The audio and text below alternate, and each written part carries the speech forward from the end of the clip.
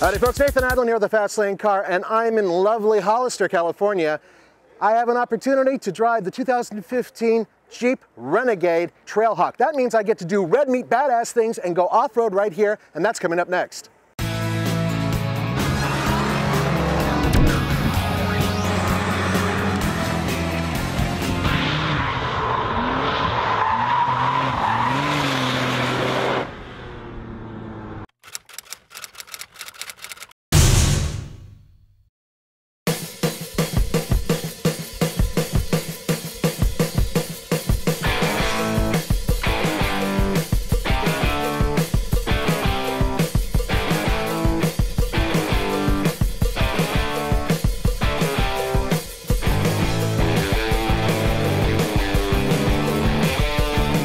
Now, if you can see here, the water and mud came up to about there, about a foot, but it could go through probably twice as much, I'm guessing.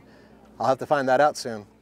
It did great off-road. I've been on this trail before with a full-blown Grand Cherokee, and this kept up with anything that would have done.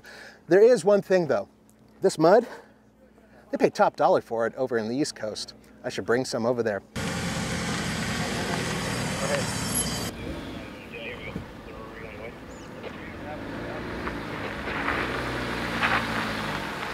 This is not the hardest off-road trail on the planet, but I've done this very same trail with the Cherokee. Oh no, sorry, the Grand Cherokee. And yeah, it definitely had some angles that were just right. Fortunately, unlike a lot of crossovers today, the rear glass isn't squashed down, so there's some really good glass to see out of as well. Now finally, the rest of the interior is very comfortable and easy to reach knobs and turn dials. Really, really well laid out. Just enough to lift wheels, to test suspensions, to make it difficult to go up and down hills. Right now I'm on basically what are whoop-de-doos. And lifted a wheel, no big deal. It's very tight.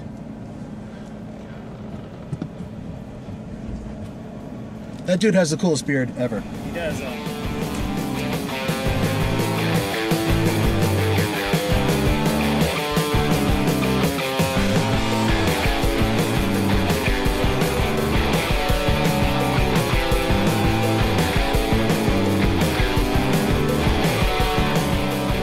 There we go. Thanks. Yeah, you bet. I have a reputation for occasionally breaking things, and I don't want to make that a stigma. So rather than piss everybody off, I do listen to what they say, especially off-road, and it's important to do that. Thumbs up for good driving. The base price for the Trailhawk is $25,995, and this one fully loaded, not fully loaded, nearly fully loaded, is $30,245. All right. Yeah. That was about a foot of water, no big deal. Behind the second row, you have 18.5 cubic feet of space, and in the Trailhawk, full-size spare tire. Now, if you fold down the seats, maximum cargo room is 50.8 cubic feet.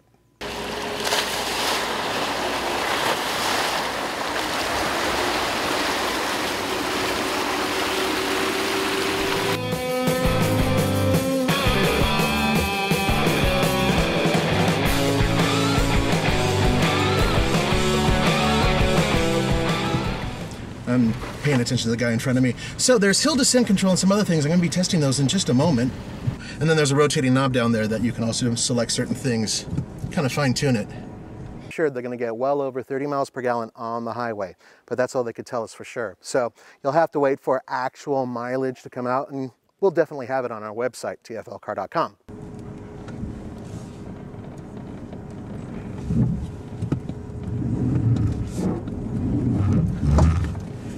Wow, a little bit of a white knuckle thing. There we go, but no problem. I can name 20 vehicles that would have already bottomed out, or at the very least destroyed their skid plate just on that. Now I'm lifting wheels big time. Oh, that's way up there. Awesome. There we go. Cool. It's whenever the wheels slip, they just rotate slightly. Thank you so much. No problem, sir. And as they rotate, the wheels that have the grip really dig in and start pushing.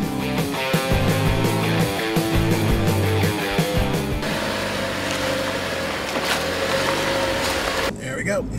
Now up, and it's a pretty steep hill actually. And see, it's losing a little bit of traction, but then I could feel the brakes kick in and it sends the power to another wheel as it's gripping, which is terrific. Now, from the back, you really can't tell that much except for the badging. And the badging would either say Sport or Latitude or Limited or Trailhawk. But when you move forward and look at the front end, then you can see definitely with the lower lip, it's entirely different, because if you look at the Trailhawk, you have two very bright red tow hooks, and there's a lot more room for approach angle.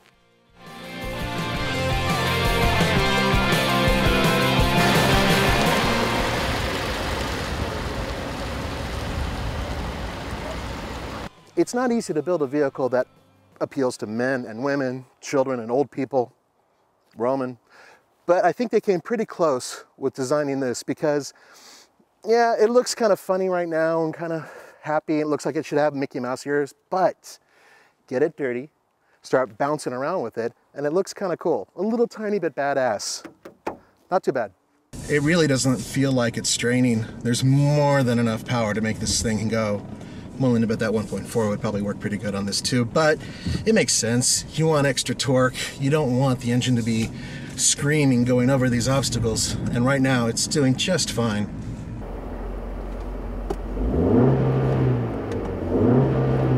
But I will say this, that the 2.4 liter Tiger Shark has more than enough power.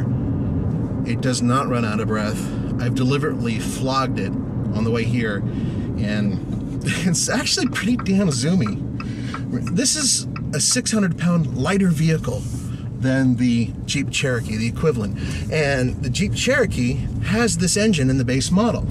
The approach angle, I'm sure, could be a little better, but as it is, once again, I can't think of another vehicle it competes with directly that has that type of approach angle. Breakover's been really good too.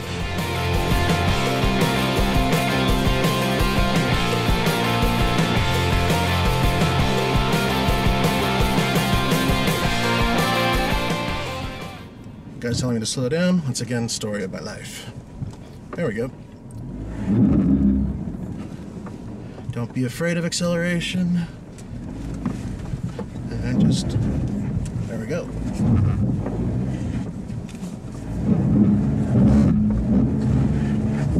Did it. Awesome. Thank you. Thanks. That's so much fun.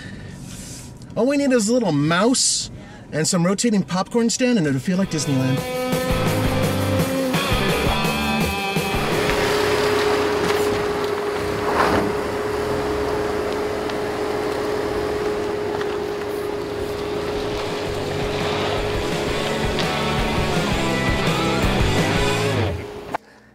Good little Jeep. For the Fastlane Car, this is Nathan Adlin. Don't forget to go to tflcar.com for news, views, and real-world reviews. By the way, if you're wondering about buy it, lease it, rent it, or forget it, not going to tell you because we have to get it up to Colorado in order to figure that out. Ciao.